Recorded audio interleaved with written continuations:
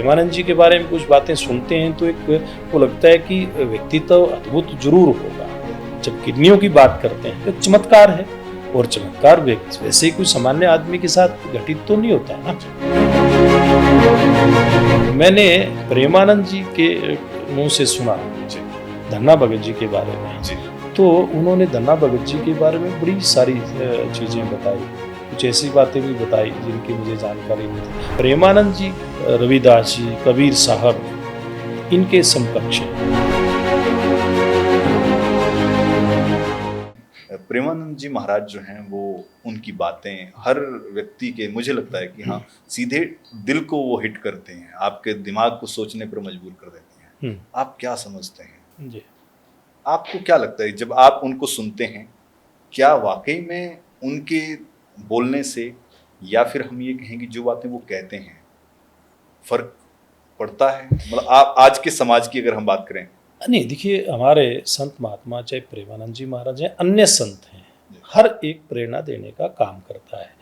हालांकि मैंने प्रेमानंद जी महाराज को कोई प्रत्यक्ष नहीं देखा, लेकिन इसके ऊपर, टीवी के ऊपर या फिर मोबाइल में उनकी कई बार यूट्यूब पर जा कर के देखते हैं, तो बड़ा अच्छा लगता है उनको सुन करके। लगता है कि अनेकों संतों के बीच वो भी एक बहुत उच्च कोटि के संत हैं, और जो समाज को और व्यक्ति को एक ठीक दिशा में जाने के लिए प्रेरणा देते हैं। मुझे लगता है कि प्रेमानंद जी समेत कहीं से भी हमें सदमार्ग पे चलने की अगर को प्रेरणा मिलती है तो हमें लेनी ही चाहिए। हाँ, लेकिन प्रेमानंद जी के बारे में कुछ बातें सुनते हैं तो एक वो लगता है कि व्यक्तित्व अद्भुत जरूर होगा। एक बार मैं गया था वृंदावन, 18 साल से उनकी दोनों किडनियां खराब हैं। हाँ, मैं वही बता रहा था, जब किडनियों की बात करते हैं तो एक चमत्कार है, और चमत्कार वैसे ही कोई सामान्य आदमी के साथ घटित तो नहीं होता है ना।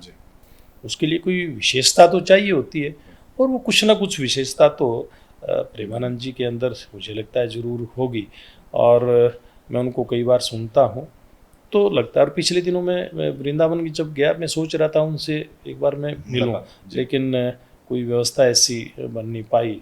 वो तो जब ईश्वर को मंजूर होता है तभी इस प्रकार की बातें घटित होती हैं, मिलना जुलना किससे नहीं। लेकिन मैं उनकी बात सुनते मुझे एक घटनाक्रम याद आता है। हरियाणा में भी पिछले दिनों धन्ना भगत जी की जयंती मनाई गई। जी, मैं आ रहा था सर, उसी पे आपने जिक्र किया, तो अब आप बताइए। तो मैंने प्रेमानंद जी के मुंह से सुना जी धन्ना भगत जी के बारे में। जी, आज जब मैं सुबह सैर करके वापस आ रहा था जी, तो यूट्यूब पे मैं प्रेमानंद जी को सुन रहा था।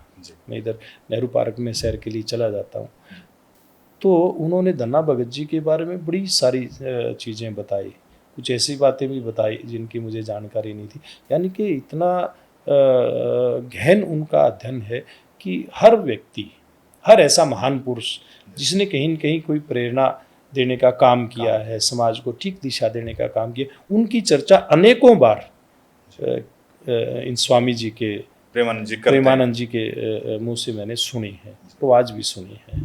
आप धन्ना भगत की बात कर रहे थे, और आप किस तरह से, हम ये कहें, क्योंकि अभी पीछे हमने देखा कि उनकी जयंती भी मनाई गई, इसके अलावा आप कैसे काम कर रहे हैं? खासतौर पर धन्ना भगत की बात करें, धन्ना जाट कहते हैं, थोड़ा बताएं इस बारे में। देखिए, वैसे तो संतों की कोई जात नहीं होती, हाँ, लेकिन क्योंकि राजस्थान में उनका जन्म हुआ था, तो राजस्थान में एक परंपरा है किसी व्यक्ति विशेष के साथ जाति लगा देना, तो धन्ना जाट उनके सामने राजस्थान के लोग लगाते हैं। लेकिन धन्ना भगत की श्रेणी के एक बड़े ऐसे महान पुरुष वो हुए हैं।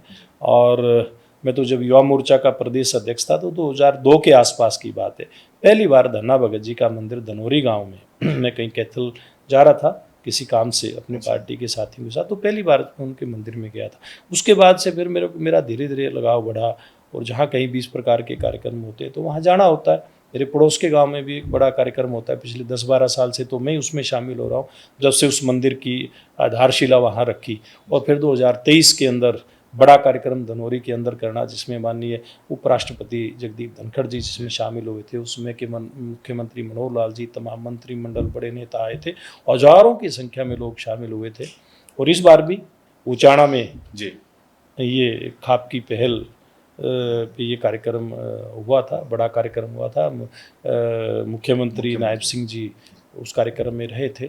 तो हमारी सरकार ने जो एक संत महात्माओं के मान सम्मान के लिए एक सरकार की योजना शुरू की थी, उसी योजना का एक कार्यक्रम था।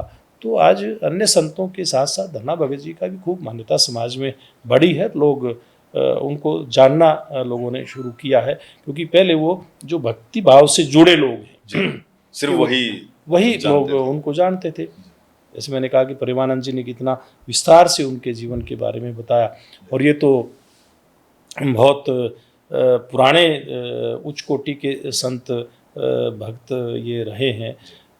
अपना रविदास जी, कबीर साहब, इनके समकक्ष हैं। ये सब एक ही गुरु के शिष्य हैं। ये तो ऐसे संत हैं धन्ना भगत